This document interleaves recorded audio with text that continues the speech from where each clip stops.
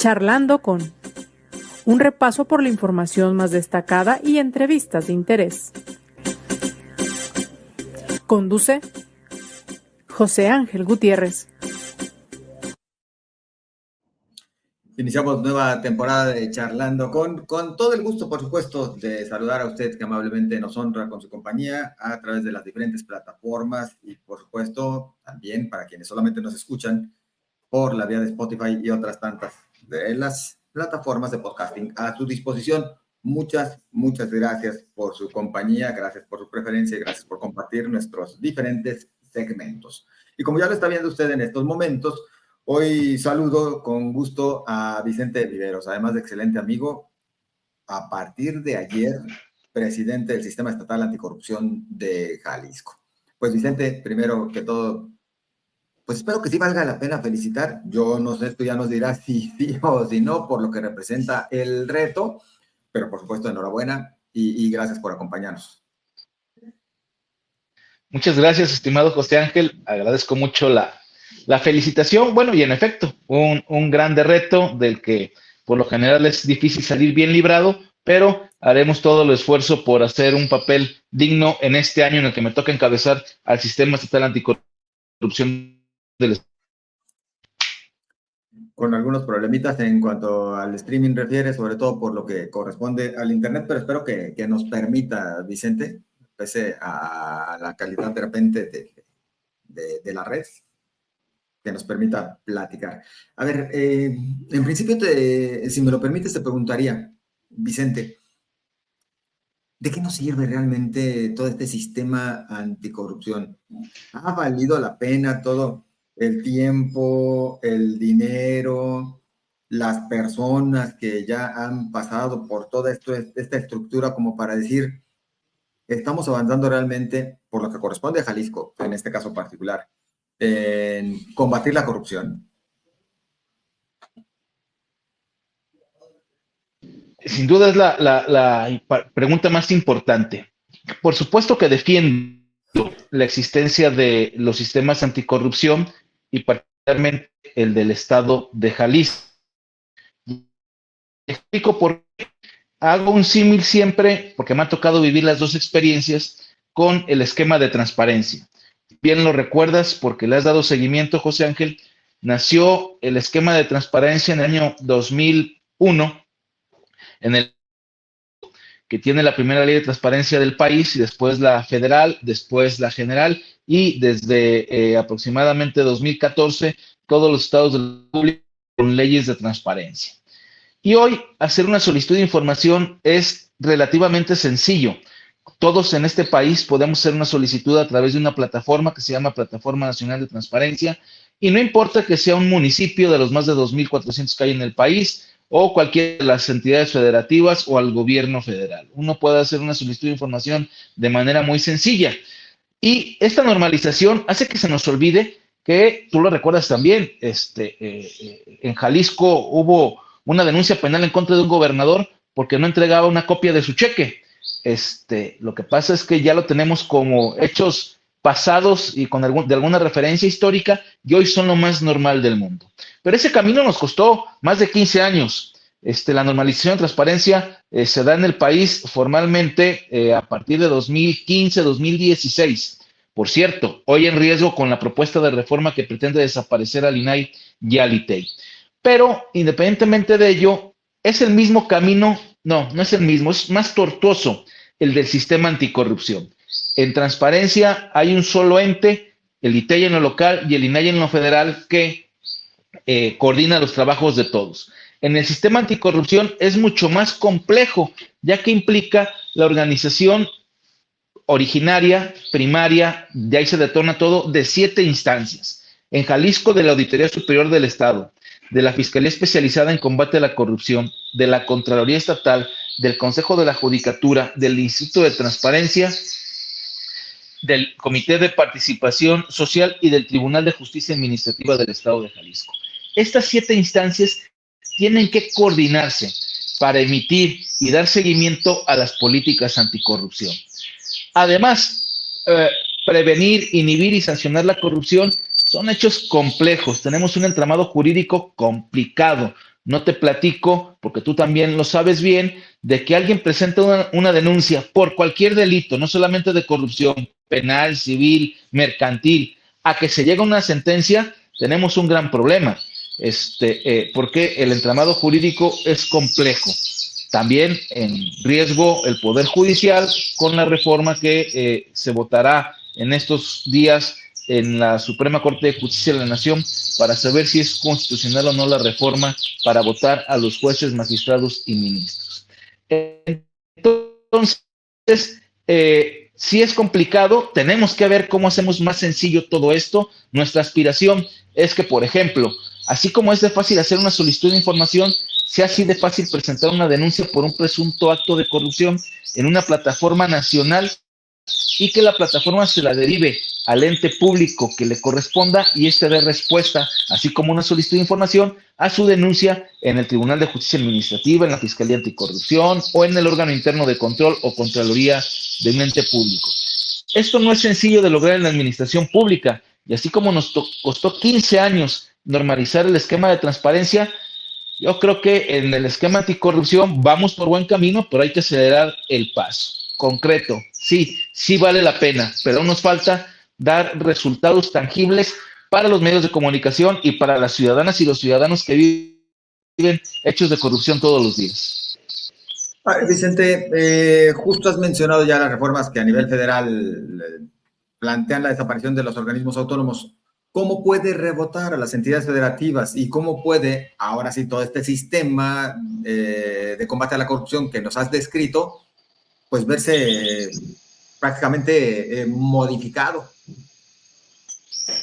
Sin duda los tiempos son complejos. Estos días, en este momento que tú y yo estamos platicando, está por iniciar la sesión de la Suprema Corte de Justicia.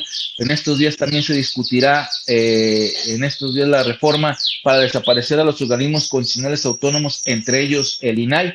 Yo lo decía ayer en mi toma de protesta, que lo que se propone hoy en el Congreso de la Unión de ninguna manera es mejor que lo que tenemos el día de hoy.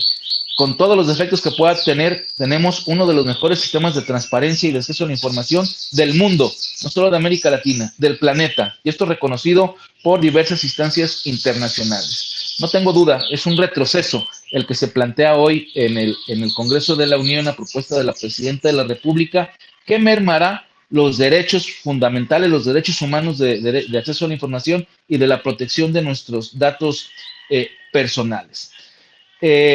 Y habrá que ver en la reforma, José Ángel, se va a reformar esta semana, así lo anunciaron los coordinadores de la mayoría en el Congreso de la Unión, la Ley Orgánica del Poder Ejecutivo Federal, y en esta se le da facultades a la Secretaría de la Función Pública para que ejerza las obligaciones que hoy tiene el INAI. Posteriormente, seguramente de aquí a fin de año, habrá una reforma constitucional al sexto de la Constitución, que es el que tutela el derecho de acceso a la información, y al 16, que es el que tutela la protección de datos personales, para pasar todas estas facultades a la Secretaría de la Función Pública. Y por último, tendrán que hacer una modificación a la Ley General de Transparencia y a la Ley General de Protección de Datos Personales. Tenemos que esperar a que sucedan estas cosas. Yo toco base y espero que no sucedan, pero lo más probable es que así sea, para saber qué vamos a hacer en lo local, si va a desaparecer el ITEI y cuál es el margen legislativo que deja la Constitución y la Ley General al Congreso del Estado para tratar de establecer un esquema de transparencia mejor al que se plantea desde el Congreso de la Unión y seguir mantener vigentes estos derechos con un ITEI o con una agencia o con habrá que tener imaginación legislativa y administrativa para tratar de que sigamos manteniendo estos derechos. En el caso de los sistemas anticorrupción es más fácil desaparecerlos, ya que nosotros no tenemos una base constitucional, particularmente los comités de participación social, que en todos los demás estados se llaman comités de participación ciudadana. Así de que la época de incertidumbre es grande. Valga la pena decir rápidamente, José Ángel, que también la tardanza en que estos sistemas funcionen bien tiene que ver con que han sido boicoteados. Han sido boicoteados desde el ámbito federal, desde el ámbito nacional, en donde se les deja morir por inanición. En muchos estados o a nivel nacional, hoy el Comité de Participación Ciudadana Nacional no tiene a todos sus integrantes porque el Senado de la República no ha nombrado las comisiones de selección y nadie puede nombrarlos. Entonces se les deja morir por inanición, cosa que en Jalisco no sucede afortunadamente. Bien. Vicente, a ver, los principales retos que habrán de enfrentar ahora que asumes la presidencia del sistema. Mira, rápidamente, doy dos. Uno pequeño, que no es tan sencillo, pero que creo que lo podemos resolver en inmediato, mayúsculo. El sencillo es, por increíble que parezca, todavía en Jalisco tenemos al menos 24 municipios que presentan su declaración patrimonial en papel, José Ángel. Tú y yo aquí estamos afortunadamente con las bendiciones de la tecnología, y parece de arcaico del siglo XX que todavía hay 25 municipios que presentan sus declaraciones patrimoniales en papel. Porque es importante que las presenten en un sistema informático, que por cierto está a disposición de todos los entes públicos de Jalisco, gracias al sistema anticorrupción, con un software creado por la Secretaría Ejecutiva y que no cuesta un centavo. Porque una de las obligaciones principales o de las acciones de las políticas anticorrupción es dar seguimiento a la evolución patrimonial de los servidores públicos. Es decir, cualquier ciudadano pudiera ver que cuando yo ingresé al servicio público tenía un Volkswagen y el día de hoy tengo un Mercedes-Benz. Ojalá fuera cierto. Pero, entonces podrán decir, ¿por qué Vicente creció tanto su patrimonio en tan pocos años? Evidentemente algo no está bien ahí. Y la única manera de saberlo es dando seguimiento a la evolución patrimonial que declaro yo cada año.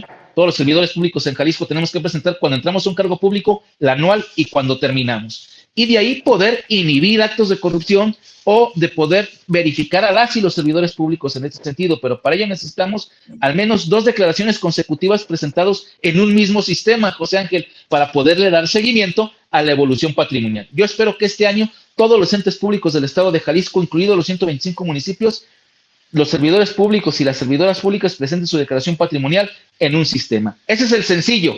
Operativamente no es fácil, pero espero que en estos 3 meses de 2024 y de aquí a octubre de 2025 lo logremos como sistema y es una meta que tengo como presidente. La complicada es la que ya te platiqué hace un rato y entre una y la otra hay muchas cosas por hacer, que es la que tengamos una sola ventanilla para recibir denuncias por presuntos actos de corrupción.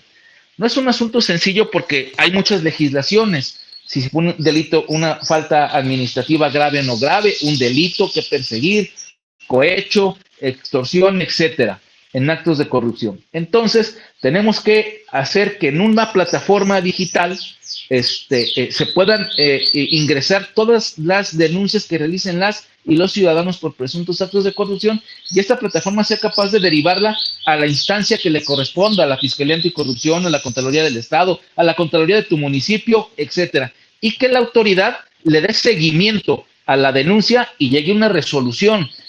Tampoco soy omiso, José Ángel, en este país el 98% de las denuncias no llegan a sentencia.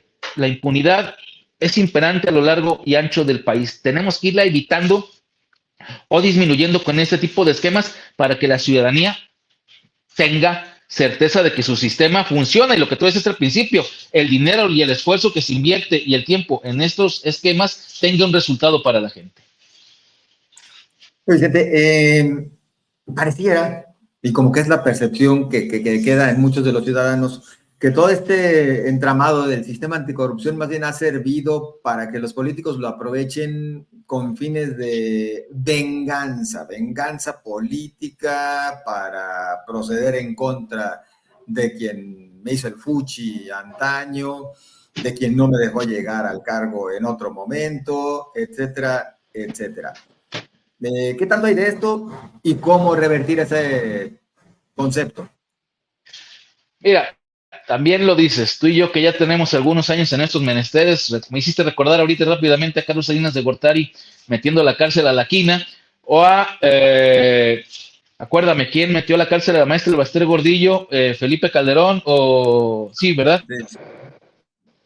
Sí. Felipe Calderón. Entonces, tenemos en cada sexenio que en el primer año se mete a la cárcel a un personaje importante diciendo que combatimos la corrupción, cuando en realidad lo que estamos haciendo es actos de venganza por hechos anteriores, como bien lo determinas. También es inevitable, aunque en ambos casos también habría que reconocer que había elementos para decir que hubo hechos de corrupción tanto con la quina como con la maestra del Baester, pero que se utilizan con otros fines publicitarios o para fines de justificar o legitimar el cargo en el poder en el que me encuentro.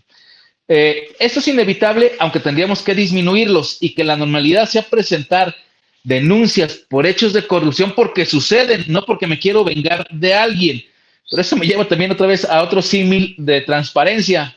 Yo que tengo muchos años dedicándome al tema, sigo preguntándome inmediatamente cuando llega una solicitud de información en la que se pide algo de mí y lo primero que se pregunta uno es ¿quién y para qué? Pues luego como meme, me acuerdo que es obligatorio y se me olvida.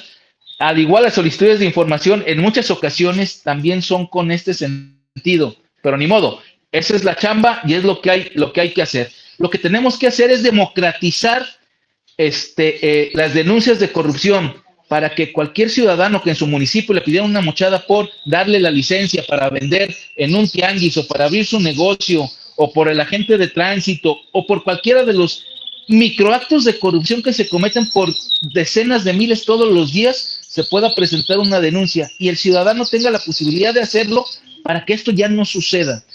Una cosa es la corrupción de cuello blanco, que es la que sale en las noticias, pero nos olvidamos de los cientos de miles y tal vez millones de actos de corrupción pequeñísimos que suceden a lo largo y ancho del país todos los días. Es ahí donde tenemos que llegar principalmente, porque son los que afectan a las personas que menos tienen, José Ángel.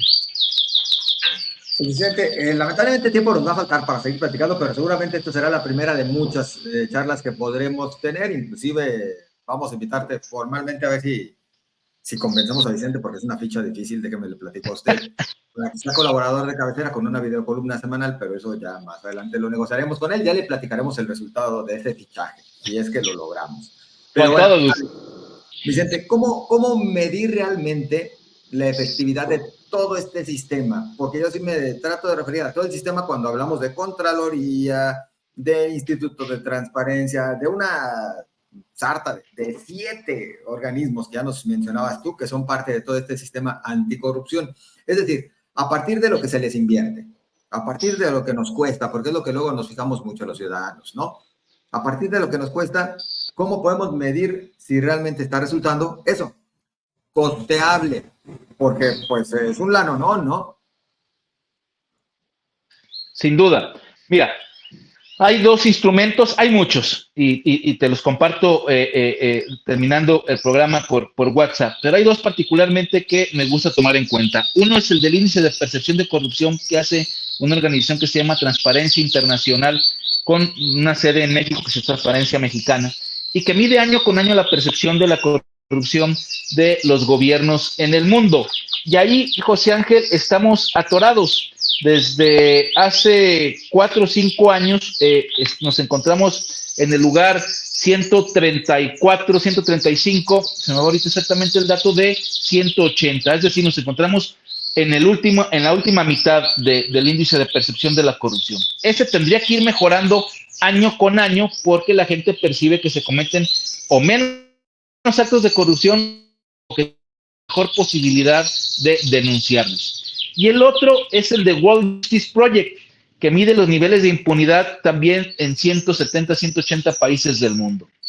Y en el que lamentablemente también nos encontramos en el último tercio. Andamos luego parejeando con países del África subsahariana o con Venezuela o con países en condiciones no democráticas. Entonces, ese es otro índice que tiene que ir mejorando año con año porque la gente percibe que tiene un mejor sistema judicial y que es más fácil denunciar, pero no solamente denunciar, sino que es más sencillo que se llegue a una sentencia por presuntos actos de corrupción, y no solamente de corrupción, en todos los ámbitos del derecho. Soy optimista en el primero de los índices, en el de percepción de la corrupción, con este trabajo que se realiza desde hace algunos años, porque el camino en el que nos plantea el gobierno federal y el Congreso de la Unión de que elijamos jueces en teoría para inhibir la corrupción, a mí nadie me ha podido explicar cuál es la correlación entre elegir a alguien democráticamente y que no sea corrupto. Son 2 cosas totalmente diferentes. Pero bueno, esa es la apuesta del gobierno. Espero equivocarme porque uno nunca le puede decir que le va a llamar a su país, José Ángel, pero estoy convencido de que no es el camino por el que tenemos que ir. Y podríamos tener todavía sorpresas en las que cambien las cosas, ¿no? Sobre todo con lo que está por determinar, por votar. Justamente este día que estamos platicando, Vicente Viveros y un servidor, aquí charlando con... A ver, pues Vicente, el tiempo, sí, insisto, nos va a faltar, así que emplazados para alguna otra charla posterior, y reitero que ya platicaremos a nuestro público de si se logra o no el fichaje, porque pues ahora se cotiza más, ahora es presidente del Sistema Estatal Por Anticorrupción, supuesto. pero por nuestra parte agradecidísimos por esta charla, Vicente. Un abrazo grande, mi querido José Ángel, y cuenta conmigo siempre y al contrario, agradecido por la oportunidad de compartir con ustedes. Para nosotros también un placer, por supuesto. Vicente Viveros, hoy presidente del Sistema Estatal Anticorrupción en Jalisco. Bueno, pues llega el momento de decir a usted también muchísimas gracias y reiterarle, además de nuestro agradecimiento, la invitación a que comparta todos nuestros segmentos, muy en particular esto que tiene que ver justamente con eso, con la atención que todos debemos poner para que nuestro dinero, para que el trabajo que se realiza a diario desde el servicio público sea lo mejor, nuestro dinero sea bien aprovechado y evitar en todo lo posible actos de corrupción, desde el servidor público que realiza la función más simple hasta aquel que tiene la mayor responsabilidad. Pues esperemos que se logre justamente a través de estos sistemas que siguen siendo perfectibles, pero que nos han ayudado a veces a avanzar poquito. De nueva cuenta a usted muchas gracias. Estamos a la orden en las redes sociales. Como es costumbre, le deseamos lo mejor y hasta la próxima.